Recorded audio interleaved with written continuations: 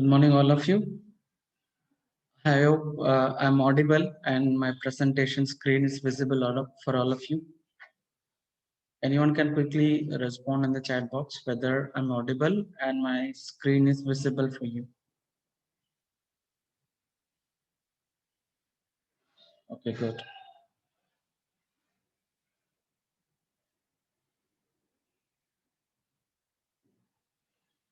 Okay, welcome back to the course on cryptography and system security. So during our last session, we discussed about the security, the OSI security architectures. Under the topic, we identified and elaborated three core concepts, which are security attacks, security services, and security mechanisms. Out of three uh, points, I elaborated about the security attack. When we talk about the security attack, any action, so that the definition for the security attack is that any action that compromises the security of information owned by an organization or an individuals.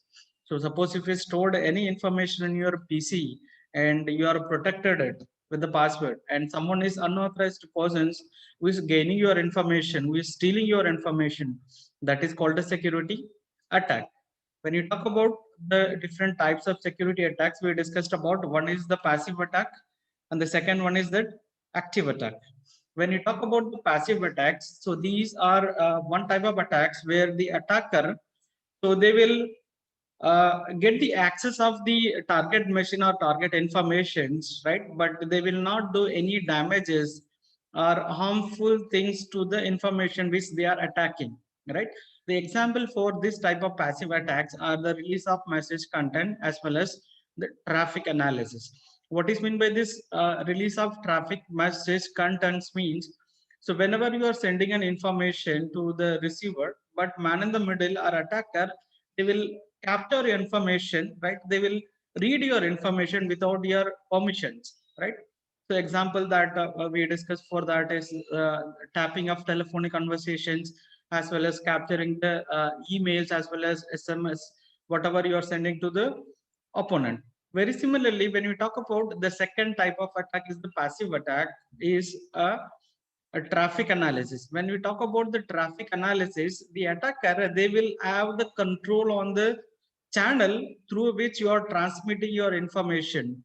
They will try to acquire the properties of the information which you are sending, like the amount of time your transmission is takes place, as well as the size of your actual informations, right? So based on those information, they will guess what type of messages are you transmitting to the receivers. I could say that suppose if you are sending only the 4 characters in the transmission, right? The attacker will capture those digits and he may guess that definitely the 4 digit could be a PIN number for any ATM or any kind of transactions. So how these the traffic analysis can be prevented from the attackers means, I explained about a concept which is called a padding. Padding is the process through which an actual information, along with the actual information, some additional information will be added extra to mask the actual information. Suppose if you are transmitting only 10 digits, along with the 10 digits, so depends upon your algorithm or encryption technique which you are going to use, maybe additional 20 bits or 30 bits will be added, so that, so even if the attacker gets the complete information, he cannot be able to segregate what is the actual information, what is padded information. So by the way, we can prevent these traffic analysis.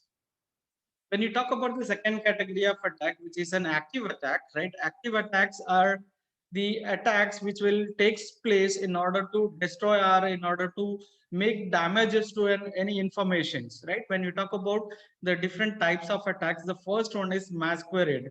When you talk about the masquerade attack, right? If there are two persons in a communication, Bob and Alice, Darth is the third person, or he can call this as an attacker or hacker, right? And he will send a message or he will send a fake message, right? By receiving the message by the allies, he thinks that the message is coming from the actual sender, Bob. So this is fabrication. You can call it as a fabrication or you can call it as a masquerade attack. When you talk about the second attack under the active attack is a replay. When you talk about the replay attack, the attacker will have the entire control on the information which has been transmitted through the network, and you will capture those informations, or you will capture the packets, right? And then you will hold the transmission for a particular time, right? So that the message will be delivered to the receiver after particular delay. So this type of attack, which we call as a replay attack. And the third is the modification of the message, as well as denial of services is the fourth. When you talk about the modification of the messages, the attacker, he will get the complete information, but after getting the complete information, he can do whatever he want on the information. He may add some extra content, or he may delete some information, or he will modify the information. So these type of attacks will call as a active attacks. When we talk about the fourth one, which is a denial of services, right? So attacker, he will be keeping the resources busy so that the actual users may be avoided, or maybe you not get a chance to get use of the particular resources. So this type of attack is called denial of services. I hope all these concepts are which is clear for you. Next, I'll be talking about security services. Next, we are going to talk about the security services. If you have any queries related to the concept which I have recapped regarding the security attacks, quickly you can write in the chat box. I will give the clarity and more. Then we'll proceed. I'll wait for a few seconds for your replies.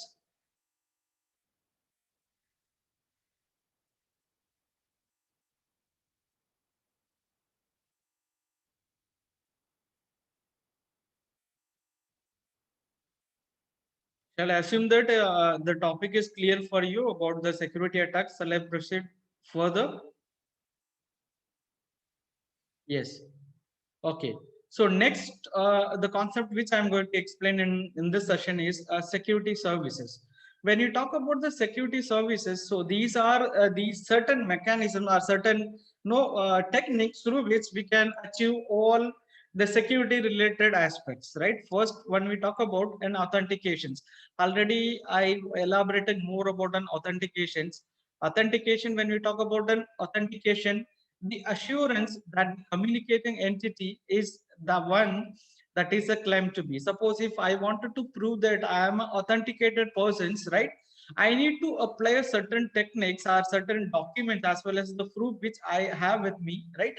By showing that proofs, I can make sure that I am the authenticated users to enter into the particular room, or to in order to open a particular Gmail or maybe the mobile or devices, whatever it may be, right? Again, when it comes for an authentications, I explained about the three types of authentication techniques, right? And three broad categories, right? The things which so when we talk about the things, so with the help of the password or maybe the different patterns, right, we can able to claim that by entering the right username and password, right, you can prove you are an authenticated users, right? And the second category is that thing you have, right? So in that cases, you can use your maybe your RFID tag, maybe other parameters, other devices through which you can prove your authentications, right? When you talk about the third category, the thing you are, so this completely lies under the biometric authentications. With the help of the thing which you are, right? With the help of your my voice password, voice authentication, as well as fingerprint authentication, eye retina authentications, palm print authentications. So these are the some of the techniques through which your authentication can be verified, right? When you talk about an authentications, there are two types of authentication I could elaborate.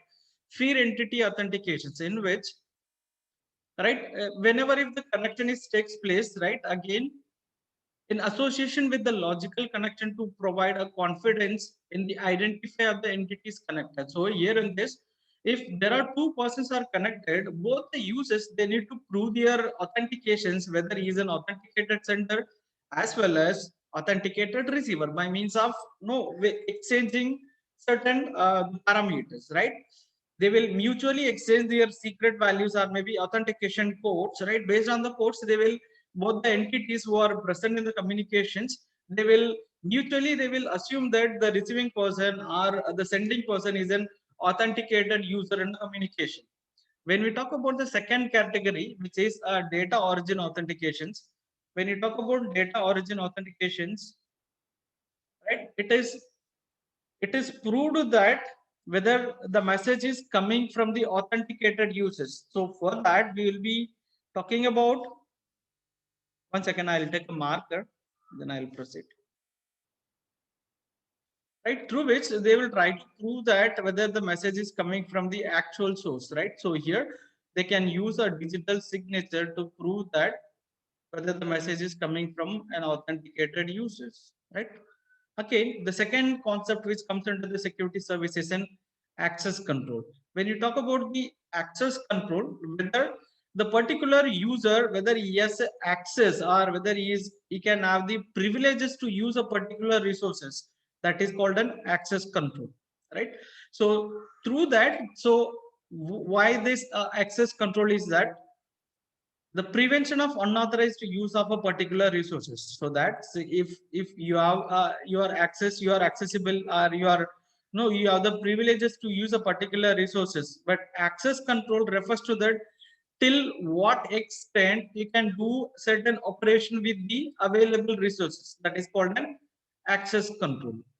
Now, the third parameter is that data confidentiality. Already we discussed about confidentiality concept in the CIA triangle.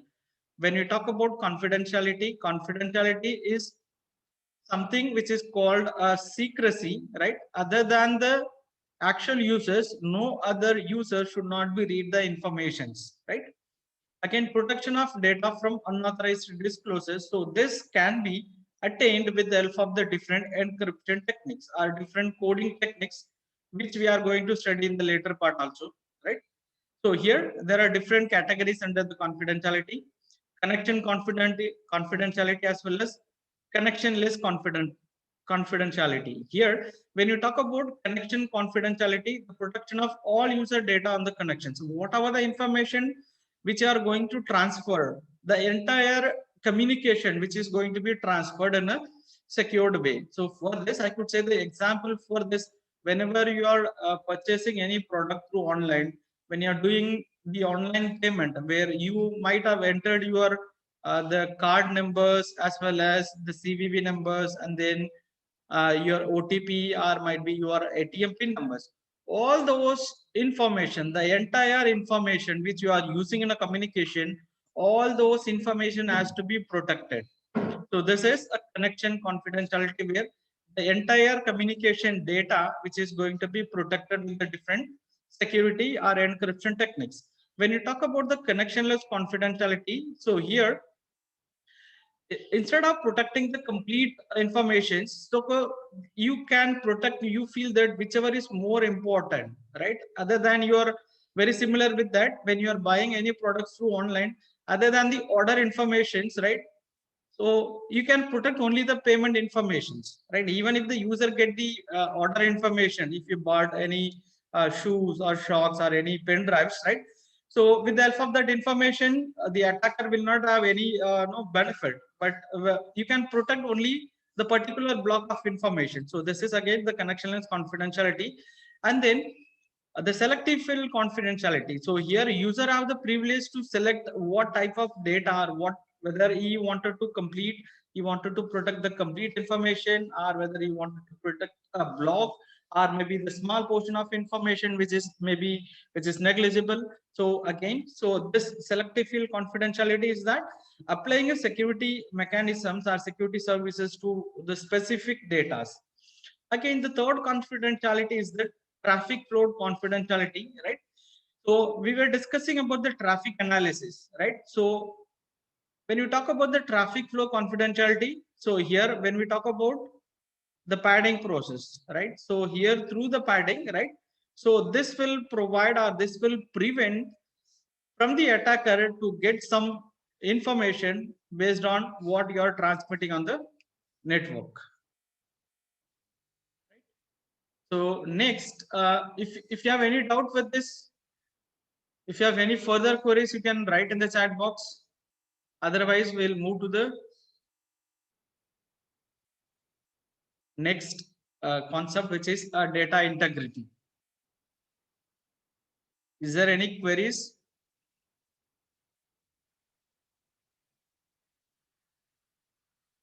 So I might be repeating the key concepts because this already we discussed in this AA triangle also. I elaborate a little more. So here again for the understanding the complete services, I need to explain little. Is there any difference between access control and data confidentiality? Access control is completely different. Data confidentiality completely different. And Alia, data confidentiality, which is a secrecy. And when it comes to the access control, say for example, if you are coming to the college and if you are using our college laptops, and access control means what are the privileges which is given to the user. Suppose if you are logging into the student account, and what are the controls you have on the devices which you are accessing currently, that is called an access control. You cannot format the laptop which is given to you or which is logged in with the student privileges. Whoever logging with the administrator privileges, only they have the authority or they will have the control to format the laptops or uninstall or install certain applications. Otherwise, if you are logging into the student user, and you will have only the restricted privileges or restricted controls. So that is called an access control. When you talk about the data confidentiality, how securely you are transmitting your information and how securely the data has been delivered to the receiver, and also it makes sure that only the receiver has read the message. I hope I just clarified your query. Okay. So further, I'll be explaining about data integrity. When you talk about the data integrity, integrity means that whenever you are sending any information to the receiver, the data has to be delivered to the receiver without any modification, 100% as it is, right? So that should not contain no modifications, no insertion, no deletion, or no replace, right? The data has to be delivered 100% as sent by the sender to the receiver, right? When you talk about again the integrity, there are different types of integrity. Connection integrity with recovery, so we were talking about that. When you talk about the security mechanisms through which, right, in case if any attacks takes place, so there are certain techniques to be followed in order to detect as well as recover from the attacks. So here, in case if the communication, the integrity of the message which has been compromised means automatically the recovery should takes place, right? Again, the connection integrity with or without recovery. Without recovery means only it will detect the information or detect the integrity is compromised, somewhere the security breaches is done, and so this will not go for any recovery methods or recovery techniques. Again, very similarly, the selective field connection integrity, right? We can have a particular size of information, only for those information we can ensure for the integrity, rather protecting your complete megabytes of information. So you can select a particular amount of information, maybe in a block or maybe in a bit, depends on the different range. You can apply for the integrity, right? Again, connectionless integrity as well as selective field integrity, almost similar with the confidentiality which is I explained, right? Integrity, you make sure that the data has to be delivered without any modifications. The next concept which I'm going to explain here is that non-repudiations. When you talk about the concept, say non-repudiations, right? So this property which provides protection against denial by one of the entities involved in the communications. So for example, there are two users, they are in a communications, I could say that. After those two users, right, if information is coming from one user, give me a second, I'll share with the another screen. When you talk about repudiations,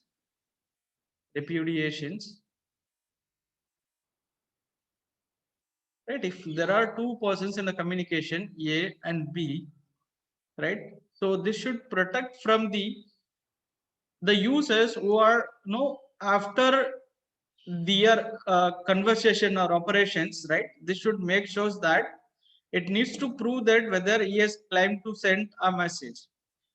Suppose when you talk about non-repudiations, right? Again. here non-repudiation origin as well as non-repudiation destination. That means that a proof that the message was sent by the specified party. Somewhere there are certain things, there are certain mechanisms or documentary evidence which is required to prove that the message has been transmitted, right? And user should not, I mean the sender should not deny that I did not send any informations. Very similarly, when you talk about non-repudiation destination, so there needed some proofs through that the message was received by the specified party. I'll explain with the open board now. I'll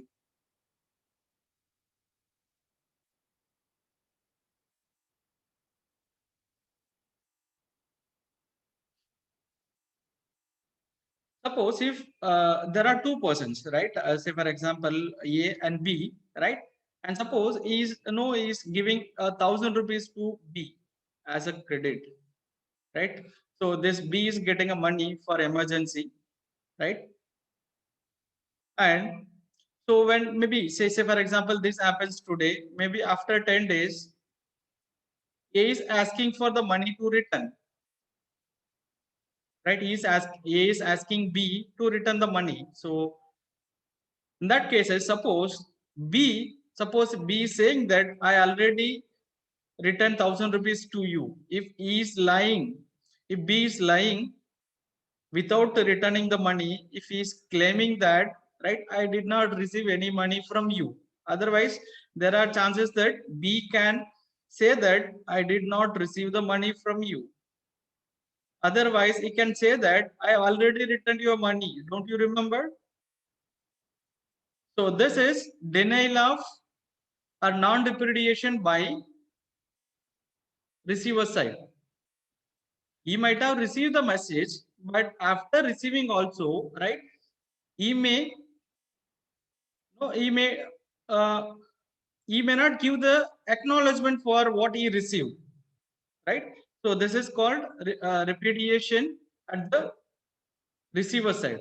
When you talk about repudiation at sender side, suppose, right, he gave 1,000 rupees, but if A is asking for 2,000 rupees, right, already I gave 2,000 rupees to you, right? Otherwise, if in case of communication happens, please, he's sending a message, right? Say for example, good morning, and after receiving the message, suppose if he's claiming that I did not send any message to you, so that is repudiation source.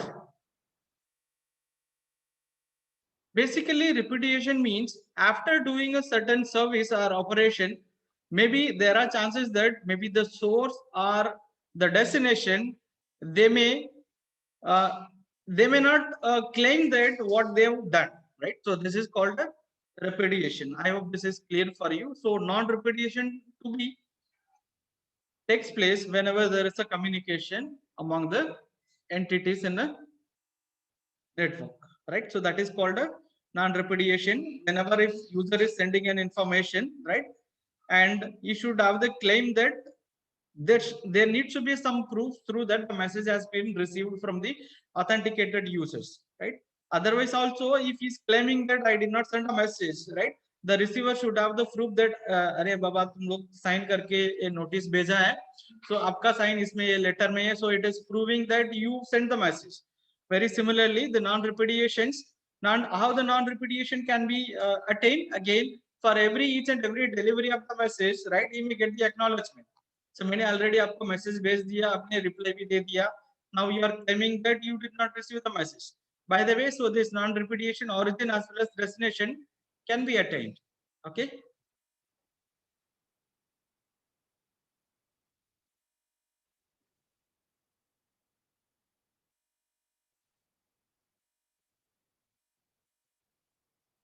Okay. Is there any queries?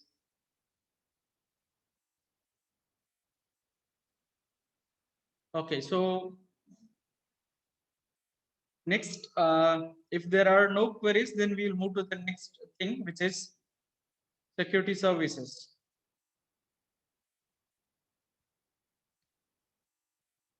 Is the news screen is visible where I can explain about the security specific mechanism is the first one. I just wanted to make sure because I've shared the two screens.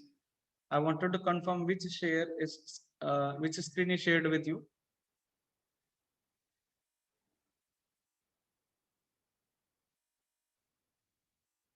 Okay, then every time I need to switch it. Resume share.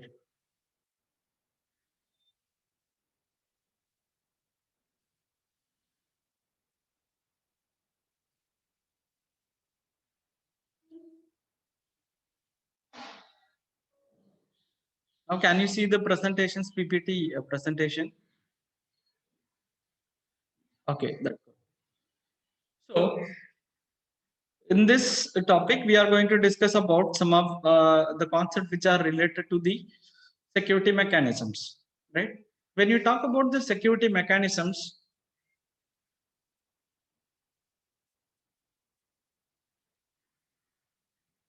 right? Again, very similar with the security services, right? So here there are certain techniques, right? The certain methods through which we can know in case if detect, I mean, if the security attack is detected, right? How to overcome as well as prevention. All these concepts which are going to make sure with the help of the security mechanisms, right? So there are two categories of the security mechanism. The first one is that specific security mechanisms, and the second category is that a pervasive security mechanisms. When you talk about the specific security mechanisms, so these concepts which you are going to discuss or which we are going to study is that which are specifically applicable to the any OSA architecture layers which we are using in the communications. The first thing is that encipherment. This is called an encryption process. I've already in the previous lectures I elaborated more about what is this encryption. When we talk about encryption, is a process through which your actual information or plain text, right, which are going to be converted into another form, which is called ciphertext, with the help of the key encryption, which are going to be applied, and that is going to be converted into an intelligible form of informations, right? That ciphertext, which are going to be transferred to the receiver. When the ciphertext reaches the receiver, and we will apply the decryption process through which the key which is used for encryption, in case if it is a secret key or single key or symmetric key encryption. And after a decryption process, the receiver will get the actual information or the plain text which has been transferred by or transmitted by the sender. So this is called an encipherment, right? Again, when you talk about the second concept, which is a digital signature again, which is used for an authentications, right, through which it is going to prove that the message has been transmitted by the authenticated users. How this digital signature is going to make sure that whether it is going to claim that whether the message is coming from an authenticated users. Suppose if I'm sending a notice in your official group, right, which is the college head, letterhead, as well as in the bottom, I've just added HOD and then my signatures. That signature proves that I am sending a message, right, or the message which is coming from the HOD of computer engineering. Very similarly, so when we are transmitting the digital informations along with the actual information, some information which are going to make sure that the message is coming from an authenticated users, right? Some additional information to be included along with the informations, right? So that information will be delivered to the receiver. Now, receiver will segregate the actual information as well as a digital signature. By seeing the digital signature information, receiver will conclude that the message is coming from an authenticated users. So this is for the purpose of digital signature. Okay. And then access control, I've already explained the more, and then data integrity as well as authentication exchange, right? Again, both the sender as well as the receiver, they need to prove that they are whoever involving in the communications, they are to be actually an authenticated users, right? And then traffic padding, right? Insertion of bits into the gaps, or maybe at the end, or maybe in the beginning, to avoid a traffic analysis. And then routing control. So here So here selecting the secured route, normally the data when we talk about end-to-end encryption, so then in case of there is no need to worry about whether the data can be attacked, right? Otherwise, some of the application which does not support for end-to-end encryption, where whenever if the data is traveling on the network devices, that in that those devices, the data is little vulnerable. Vulnerable means there are weakness. There are chances that the security can be compromised when the data is traveling on the specific device or the specific place, right? Routing control is that the algorithm or the technique which we are going to select, right, that automatically identify the select that is going to identify the secure path, right, or I could say the channel through which our data to be transferred in a secured way. So all these concepts which I explained, which is encipherment, digital signature, access control, data integrity, authentication exchange, traffic padding, routing controls, all those mechanisms which are related to that specific security mechanisms. When you talk about pervasive security mechanisms, so this is the second category of security mechanisms through which, so these the following functionality which are not related to the any OSS security services or protocol layer. So these are the generic terms. When you talk about the trusted functionality, right, whatever the information, whatever the data, which whatever the mechanism which you are going to use, right, that might be commonly applicable for all type of applications, all type of communication which we are going to transfer. Again, when you talk about the security label, right, marking bound to the resources, which may be a data unit that names or designates the security attributes of the particular resources, right? So here this is a security label can be provided by the third party. They will ensure that if you are using the particular algorithm, right, Google uses secure socket layer or HTTPS. Very similarly, this secure socket label which ensures that the data, when you are implementing or incorporating those techniques, right, the data which will be delivered are transmitted in a secured way through the particular resources. Again, when you talk about the third information, which is event detection refers to that any type of action which takes place in case of if any attacks takes place, right, that has to be identified maybe by the devices which we are using or the protocol algorithm which we are using, right? And security audit trial, so this is one of the important, right? So this is again digital forensic people, right? So they will, if there is an organization, they wanted to maintain the security as well as integrity of particular devices or resources, right? Again, they can form an audit, security audit team, right? They will test, they will try to fix what are all the, they will try to identify that what are all the weaknesses or vulnerabilities through which the security can be compromised within an organization, or when we are using a particular resources, right? They will try all the different any attack or different possibilities, and then they will try to fix the bugs, or they will try to increase the security. So this is what is the role which are played by the security audit trial or security audit team, right? They will conduct a multiple testing, different testing on the individual devices or the file which they've stored, and then if they found that there is a security weakness, so they can implement or they can increase the layer of security in order to provide more security. And then the security recovery means, again, there are certain algorithms or certain mechanisms through which the attacked information or the compromised information which can be recovered, right? So these are the properties which are related to the pervasive security mechanisms: trusted functionality, security label, event detection. So this can be any attack or any threat, right? And then security audit team by trial, right? And then security recovery. So if you have any further queries related to the concept which I explained regarding the security mechanisms as well as security services, quickly you can write in the chat box.